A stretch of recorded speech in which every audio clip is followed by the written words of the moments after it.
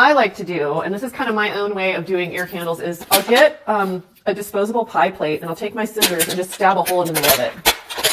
And then I'll make it just big enough with the scissors that I can put the ear candle through, just so that I can fit it in Lyle's ear. This is one of the fail-safes, how I make sure that the burning ear candle does not end up burning his hair. Okay, so in addition to this, I'm going to put the end of this in Lyle's ear, and then I'm going to light the end of this ear candle on fire.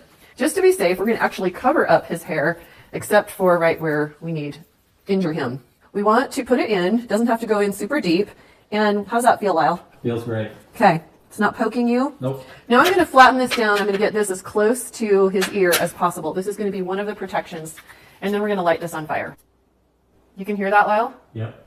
So we're going to let this candle burn down a few inches, but when it starts to flop over, we're going to want to cut it off. When it burns down a little bit, we want it to burn and have a nice big flame on it, because it's creating heat that is pulling earwax up and out of the ear. It's melting it, it's creating a vacuum, it's melting it, and it's pulling it actually up into the bottom part of this candle. And you're actually going to see it. We're going to actually show you the contents of Lyle's ear off.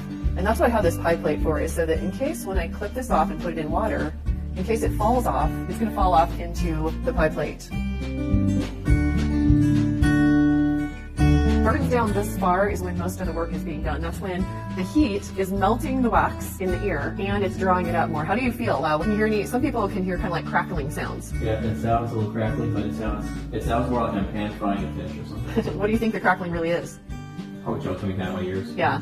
Okay, so now we're getting down to the bottom, and I'm starting to feel it on my fingers. So I'm going to grab the white part right here, and I'm going to carefully, you don't move, Lyle.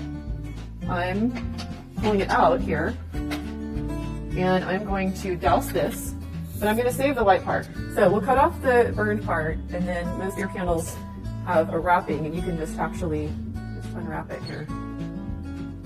Okay, so that's probably the least earwax I've ever seen come out of anybody's ear doing ear candling. But you can see that's quite a bit. That could really affect your hearing, that amount of wax in your ear.